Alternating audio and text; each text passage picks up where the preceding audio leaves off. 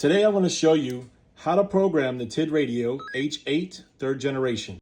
Quick reminder before we go any further, this radio can transmit across a wide range of frequencies, but that does not mean you're legally allowed to talk on all of them. You must only transmit on frequencies you are properly licensed and authorized to. That includes amateur radio bands if you're licensed, and the only service you are specifically permitted to operate under the FCC.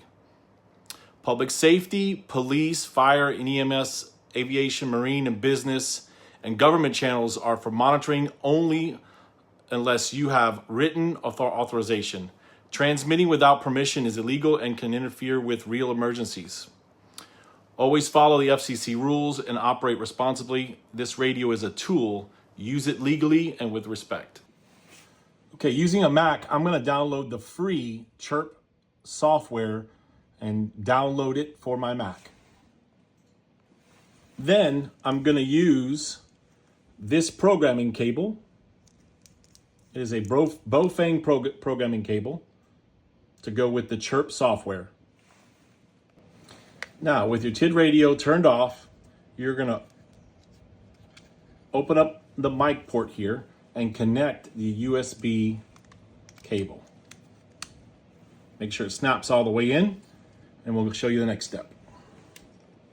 Next, we're going to download from the radio. So up here in the top menus, you're going to go download from the radio.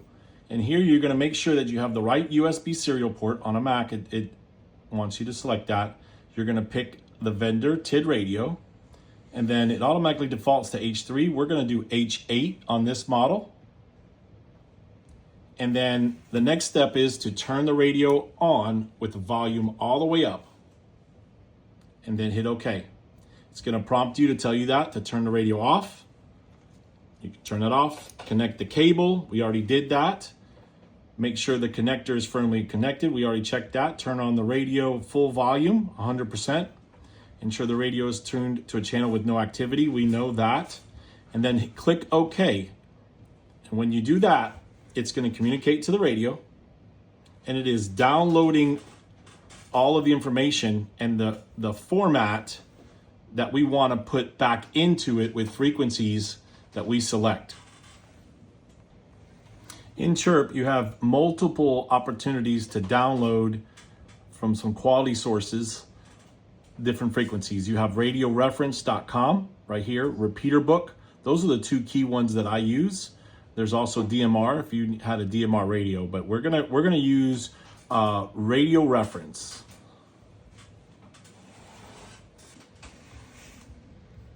So on radio reference, we'll select that, and it's gonna have you log in. This is my zip code, so I'm gonna search that area for radio reference. It's gonna give me the zip code. In the county, it's gonna give me all of the frequencies.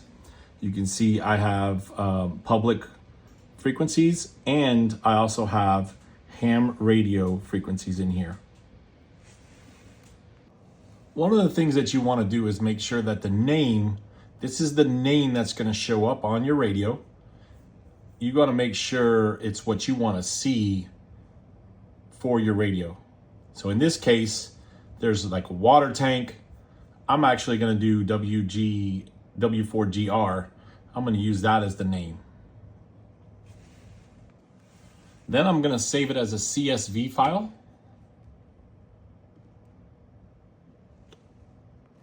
Now I'm going to make sure that these columns line up with the columns that we need in CHIRP.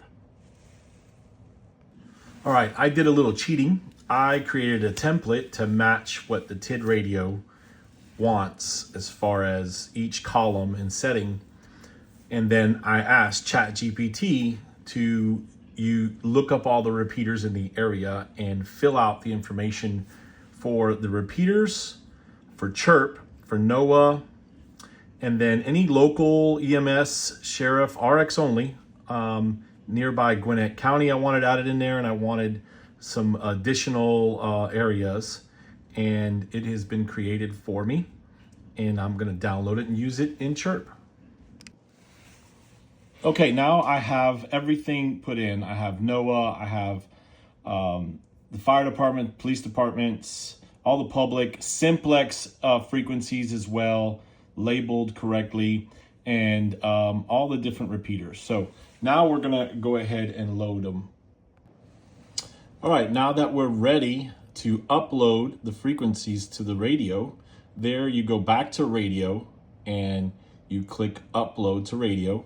Now it's gonna ask you, this is a radio independent file, cannot be uploaded directly to the radio, open the radio image or download one from the radio, and then copy and paste the items into this app. So we've got to take these and copy them into the main image for the radio. So anytime you see this come up, it's basically saying the file you worked on the CSV file needs to now be transferred over to the TIDRADIO image file, which is this file right here. So we're about to do that next.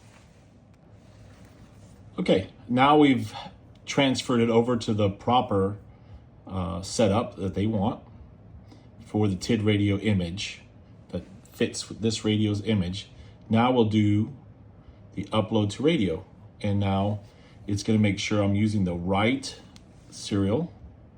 I'm gonna hit okay. That's the USB. And then it tells me turn off the radio, which the radio is off.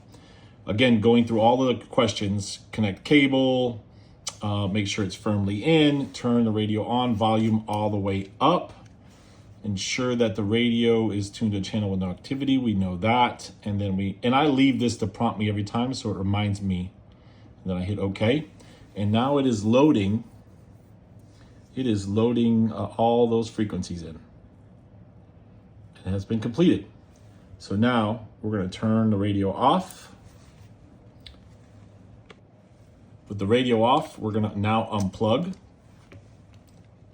And we're going to turn it back on. Okay, now we were in VFO mode. Now we're going to go back to channel mode. Now we're in channel mode. And you can see the frequencies that are over here that are in, let me see if I can get it to focus. Frequencies on channel 2, channel 3, wait, that's channel 3 right there. And those are all the frequencies. Now that we have got it programmed, I'm connecting it to my, it's raining outside and I live in the country. So I'm just gonna hook it up to my antenna that's on my roof and just show you how it works after programming it. This is a local repeater. Just hit the repeater. So we're gonna try a repeater that's a little further away.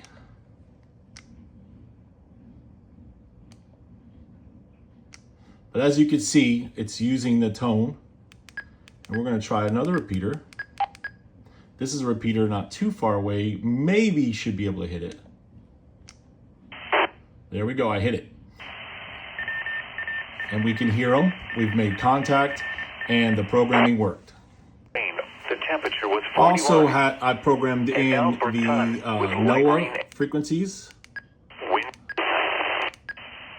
There is the NOAA frequencies. Partly cloudy. Wind north at 5.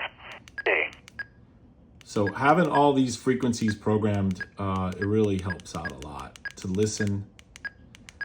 3. Wind calm. Great for emergency services. Here Great is for the hazardous weather outlook. when communications are down, This internet's hazardous down. weather outlook is for north and central. That's how to program the TIDRADIO with CHIRP software using the Mac. Pretty easy. There is a few steps to take. You should be able to do it pretty easily and utilize the tools that you got. ChatGPT did a great job and everything worked perfectly fine on the radio. And I'm looking forward to having some fun with this radio and use it all over town.